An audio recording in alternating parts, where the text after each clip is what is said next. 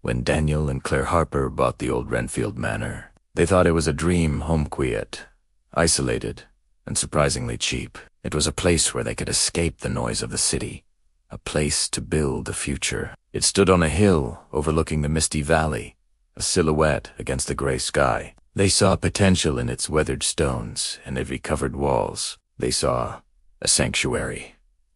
It's beautiful in a strange way. Yeah, just needs a little life in it again. They stepped through the heavy oak door, the air inside thick with the scent of dust and time. A faint whisper, like the rustling of dry leaves, seemed to greet them from the shadows.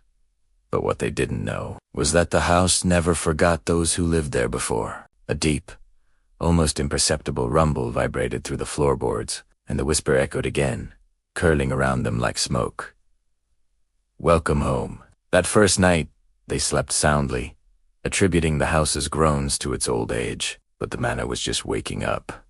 On their second night, while a storm brewed outside, Claire was drawn to the attic. The air grew colder with each step she climbed. She found an old, leather-bound trunk tucked away under the eaves, its brass latches tarnished with age. Inside, wrapped in yellowed linen, were family portraits.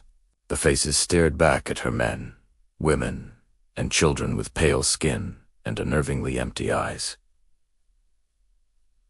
Daniel, look at these. None of them are smiling. Well, photography wasn't exactly cheerful back then. He tried to make a joke of it, to lighten the heavy atmosphere that had settled in the room. But as he spoke, the distinct, metallic click of a camera shutter echoed from the corner of the attic, though nothing was there.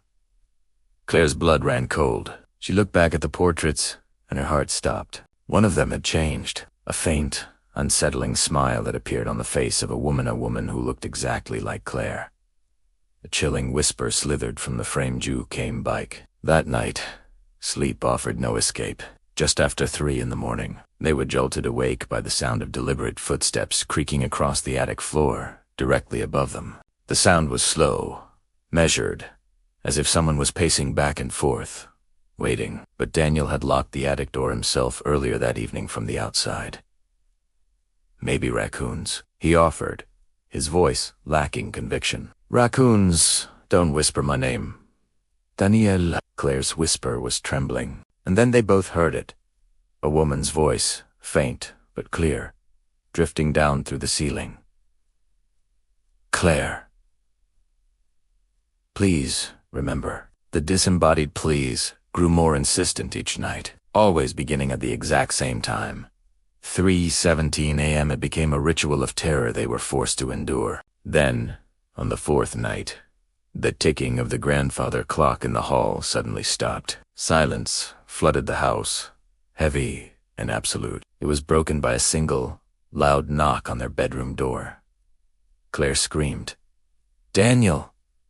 The portraits, they're gone. Before Daniel could even move, the bedroom door slammed shut with violent, supernatural force, trapping them inside, desperate for answers. Daniel drove into the nearby town the next morning, leaving a terrified Claire behind. At the town's small, dusty library, he searched for any information on Wrenfield Manor. The old librarian, a woman with eyes that seemed to hold the town's entire history, guided him to a collection of brittle, leather-bound records. He found the house's original owners, the Holloway family. A photograph showed them standing proudly in front of the manor, their faces as grim as the ones in the portraits. The records stated that all 6 of them, the parents and their 4 children, had vanished without a trace in the autumn of 1923. People say the house remembers every soul that ever lived there, and every sin they tried to hide. The librarian's voice was barely a whisper. As Daniel scanned the list of names, a horrifying realization dawned on him. Wait. Claire's maiden name was Holloway. A low, droning hum began to fill his ears. He raced back to the manor, his mind reeling. He burst through the front door and found Claire standing at the top of the grand staircase. She was holding one of the missing portraits, her expression serene, yet distant. "They've been waiting for me, Daniel. This is where I belong."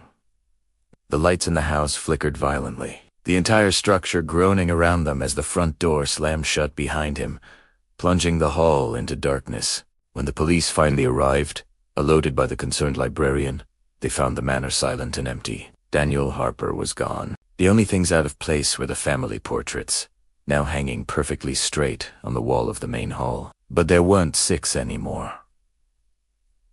There were 7, and one of them, the one with Claire's face, was smiling. Who were they? One of the young officers asked a neighbor who had gathered outside. The old man shook his head slowly. Just another couple who thought they could own the house. But the house owns them. In the dim light of the hallway, a flash of lightning illuminated the portraits. Claire's painted eyes seemed to follow them, her smile wider than before. Some houses hold memories. This one keeps them, and from the deepest shadows of the manor, a final, satisfied whisper echoed through the empty rooms. Welcome home.